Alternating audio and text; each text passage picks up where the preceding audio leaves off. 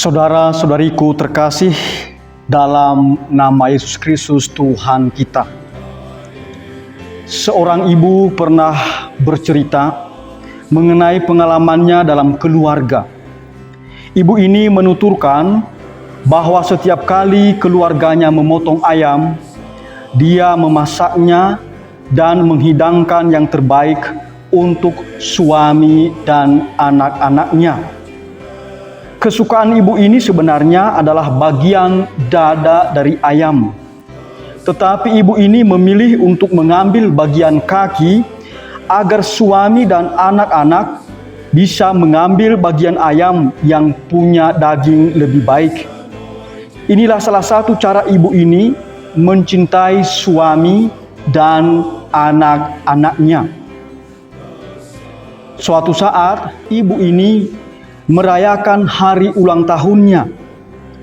Betapa ia kaget ketika sang suami saat makan menyuguhkan lauk pauk kaki ayam kepada istrinya. Dalam pikiran suami ini, dia berkata, "Pasti istriku senang sekali bahagia karena saya membawa bagian kaki untuknya." Ibu ini sangat sedih karena justru suaminya tidak tahu bahwa kaki ayam itu sebenarnya dia tidak suka, tetapi justru dia suka dengan bagian dada dari ayam.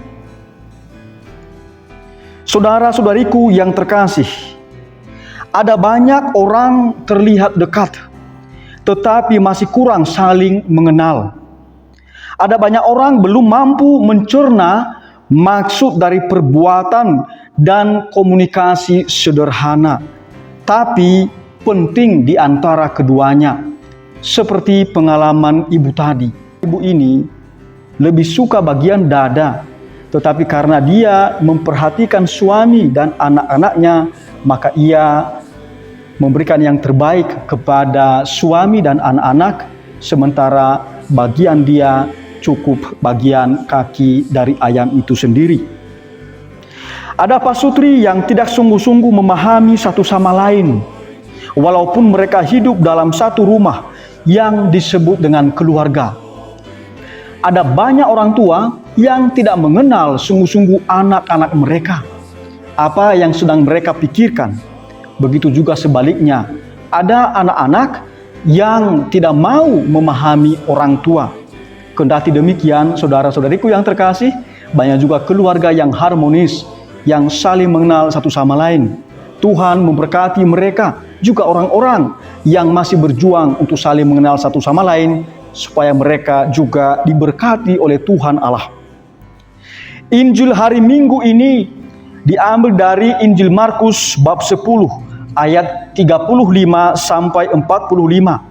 Berbicara mengenai ketidaktahuan Yakobus dan Yohanes mengenai visi misi, kehendak, jalan pikiran Yesus. Padahal Yesus dengan para muridnya terlihat sangat dekat. Mereka sering bersama-sama, bercakap-cakap. Mereka mendengarkan secara langsung ajaran Yesus Kristus. Wajarlah jika Yesus menegur kedua murid ini, "Kamu tidak tahu apa yang kamu minta." Pada bagian Injil Markus 8 hingga bab 10 berturut-turut sampai 3 kali Yesus telah memberitahukan kepada para muridnya bahwa ia akan menderita. Akan tetapi kedua murid ini masih belum mampu mencerna apa yang dimaksud oleh Yesus mengenai penderitaannya dan mengapa Yesus harus menderita. Malah pada perikop hari ini justru Yakobus dan Yohanes sibuk memikirkan kesenangan, yakni kedudukan. Siapa yang layak duduk di sebelah kiri dan kanan Yesus? Artinya kedua murid ini memiliki gambaran yang kurang tepat untuk mengikuti Yesus. Para murid mengira bahwa banyak orang berkerumun dekat Yesus karena wibawa duniawi. bahkan dengan nuansa politik saat itu. Yakobus dan Yohanes, dan juga sebenarnya Petrus, masih terngiang dalam pikiran mereka pengalaman menyaksikan kemuliaan Yesus ketika Yesus membawa mereka di atas gunung. Markus bab 9 ayat 2-13. Sangat mengagumkan saat itu. Maka mereka merasa betah di sana. Maka mereka tergoda untuk meminta sesuatu. Rabi, betapa bahagianya kami berada di tempat ini. Baiklah, kami dirikan 3 kemah, 1 untuk engkau, 1 untuk Musa, dan 1 untuk Elia. Mengikuti Yesus bukan untuk senang-senang, bukan untuk duduk di tahta yang mesti dilayani, tetapi berani menjadi yang terkecil untuk melayani. Berani mengosongkan diri menjadi tidak terpandang, tetapi setia kepada Bapa walau menghadapi kekecewaan, derita, dan bahkan maut. Yesus sendiri harus menderita.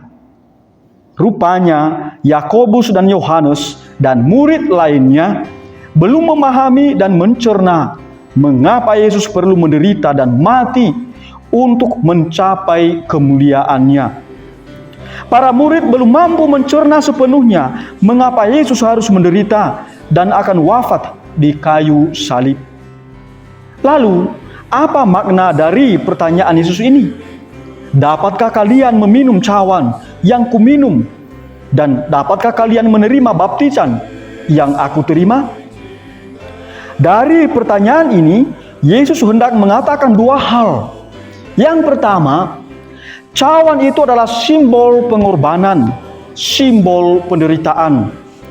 Cawan tersebut seperti dalam bacaan pertama, tetapi Tuhan berkehendak meremukkan dia dengan kesakitan. Apabila dia menyerahkan dirinya sebagai kurban silih, ia akan melihat keturunannya. Kitab Yesaya bab 53 ayat 10. Nubuat dalam kitab Yesaya ini terwujud dalam diri Yesus Kristus. Yesus menunjukkan kesetiaannya kepada Bapanya, walaupun menghadapi penganiayaan, penghinaan, dan penyaliban hingga wafat menimpanya. Yesus menegaskan bahwa menjadi murid Yesus bukan untuk duduk di atas tahta yang menyenangkan dan mengagumkan, tetapi berani berkorban, bahkan berani kehilangan nyawa. Pasti para murid memahami maksud cawan ini sebagai simbol dari penderitaan. Sebab dalam kitab suci, cawan ini beberapa kali digambarkan berisi minuman yang datang dari dunia ilahi. Minuman dalam cawan bisa saja berkat, seperti di dalam Mazmur bab 23 ayat 5-6 dan bab 116 ayat 13. Bisa juga amarah Allah.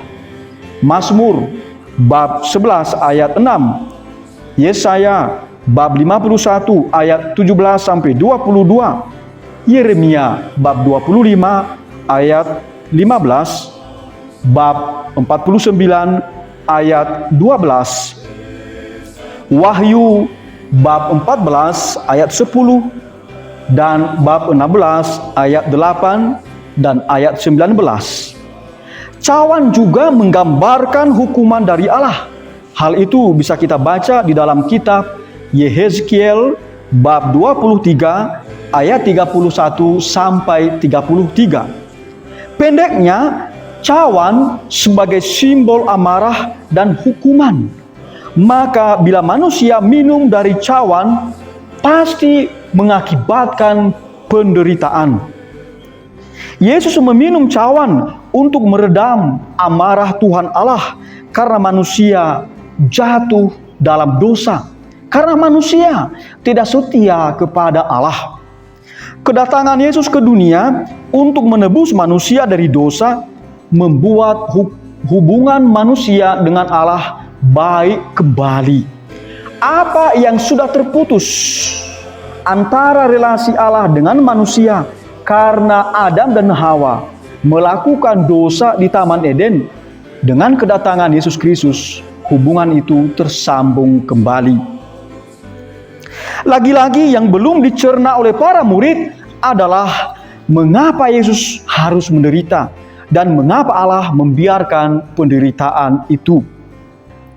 Hal yang kedua, baptisan Yesus juga merupakan sinonim dari cawan itu.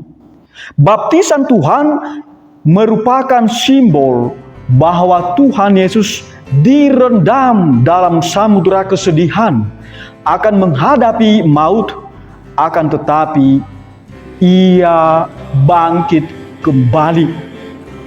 Yesus rela mengalami semuanya itu oleh karena cintanya yang luar biasa kepada manusia tanpa syarat, sehabis-habisnya.